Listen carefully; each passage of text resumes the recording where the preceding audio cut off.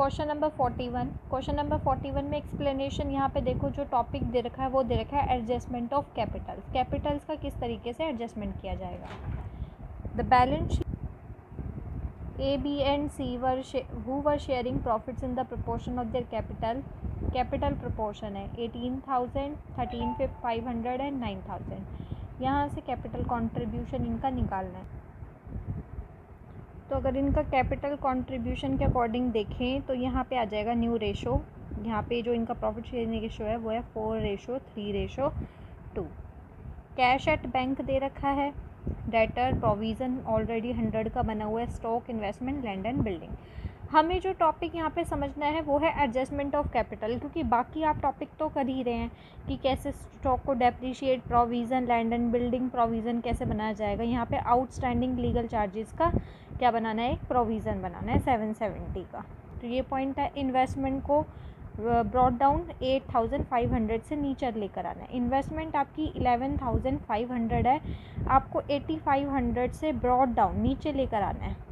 ठीक है, तो 11,500 की इन्वेस्टमेंट है, इसे आपको 8,500 तक लेकर आना है। यानी आप इसमें कितने का डिडक्शन कर रहे हैं, 3,000 से डिडक्ट कर रहे हैं। ठीक है, ये क्या आ रही है, कमी आ रही है 3,000 का। इसको हम रिकवर कहाँ से कर सकते हैं, इन्वेस्टमेंट फ्लक्चुएशन रिजर्व, क्योंकि बना हुआ है हमारे लाइबिलिटी 7,000 में, लाइबिलिटी साइड में 7,500 का।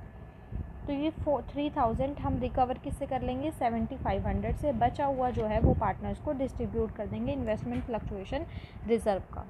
गुडविल दे रखी है पूरे फर्म की 10,800, इसमें से बी का शेयर निकाल लेंगे। और goodwill be adjusted into the account of A and C. वही है कि जितना गेन जो कर रहा है वो उतना ही पे करेगा, तो गुडविल का ट्रीटमेंट हो जाएगा। फ्यूचर प्रॉफिट है इनका 5:3। रिटायर कौन हो रहा है, बी रिटायर हो रहा है, और इनका न्यू जो रेशो है वो है 5:3। यहाँ पे जो पॉइंट है, जो न्यू पॉइंट आया एडजस्टमेंट ऑफ कैपिटल से related, that the entire capital of the firm as newly constituted. कह रहे जो नया फर्म बना है, नया फर्म किनका बनेगा, ए और सी का। तो ए और सी का जो न्यू फर्म बना है, ए एंड सी का जो न्यू फर्म बना है, उसकी जो कंप्लीट कैपिटल है, एंटायर कैपिटल है, वो 28,000 है। Between A and C in the proportion of 5:3, यानी कि उनका प्रोपोर्शन है 5:3। 28,000 में 5/3 इसका है, 5/8 इसका है, और 28,000 में सी का है 3/8। तो यहाँ पे इसका ट्रीटमेंट कैसे करना है, सबसे पहले एंट्रीज कर लेंगे जो भी हमारी एंट्रीज होंगी, उसके बाद लोन में ट्रांसफ़र कर देंगे। जैसे कि हम बनाते थे कैपिटल अकाउंट, तो कैपिटल अकाउंट में balance brought down, revaluation, investment fluctuation reserve को ट्रांसफ़र कर दिया, गुडविल का ट्रीटमेंट, और जो बचा हुआ पैसा है जो बी का बनता है वो हम उसके लोन अकाउंट में डाल देंगे, क्योंकि बिजनेस ने कैश या बैंक में पेमेंट नहीं करी। यहाँ से बैलेंस निकल के आ जाएगा। ए का आया कैपिटल 19,650 और सी का कैपिटल आया 91,500। 19,650 ये है रिटायरमेंट, अभी हुआ नहीं था बी का, उस समय पर कैपिटल है। लेकिन अब बी के रिटायरमेंट के बाद इनकी कैपिटल जो है वो हमें 28,000 की बनानी है, और उसमें भी 5:3 है। यानी 28,000 का 5/8 तो है ए का, यानी 17,500 तो ए की कैपिटल होनी चाहिए, और यहाँ पे सी की कैपिटल होनी चाहिए 10,500। ये हमने कैसे डिवाइड किया, 28,000 को 5:3 में, तो सी की कैपिटल होनी चाहिए इतनी। लेकिन ए की इस समय जो है वो कैपिटल है कितनी, पहले की कैपिटल कितनी थी जब बी रिटायर नहीं हुआ था, 19,650। 19,650। सी की कैपिटल कितनी थी पहले की, 9150। तो यहाँ पे होनी चाहिए 17,500 है, 19,650, यानी कि वो कैपिटल क्या है, हम इसको रिटर्न कर देंगे, ए को रिटर्न कर देंगे।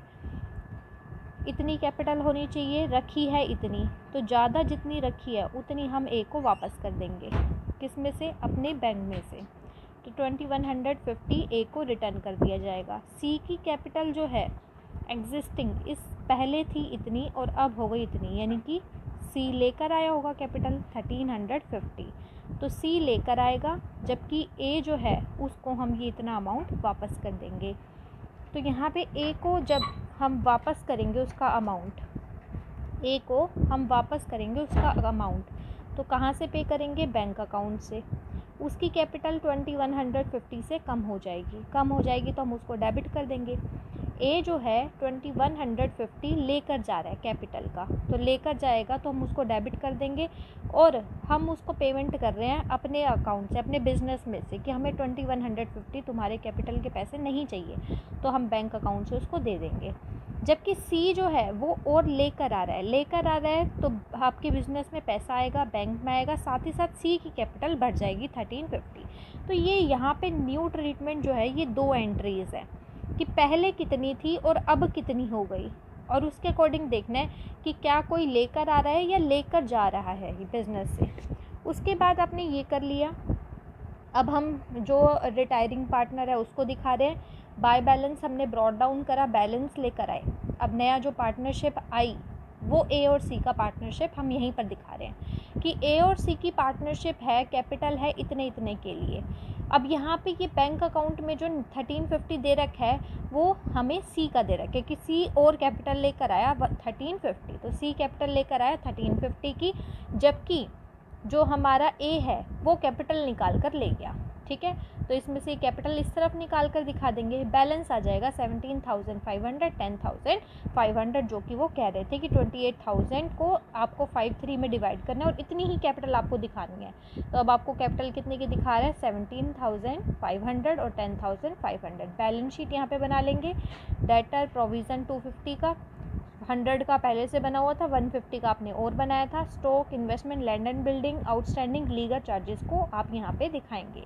ठीक है, आउटस्टैंडिंग है तो लाइबिलिटी साइड में हम दिखा देंगे। ऐसे ही कोई आपको एसेट साइड में दिखाना हो तो प्रीपेड वगैरह तो वो भी दिखा सकते हैं अगर आपके एडजस्टमेंट में दे रखा है। बी का लोन आपने अकाउंट में चढ़ाया था, बी का लोन 19,800 का, कैपिटल अकाउंट ये 17,500 और 10,500, यानी कि यहाँ पे कैपिटल अकाउंट में 28,000 ही आना चाहिए।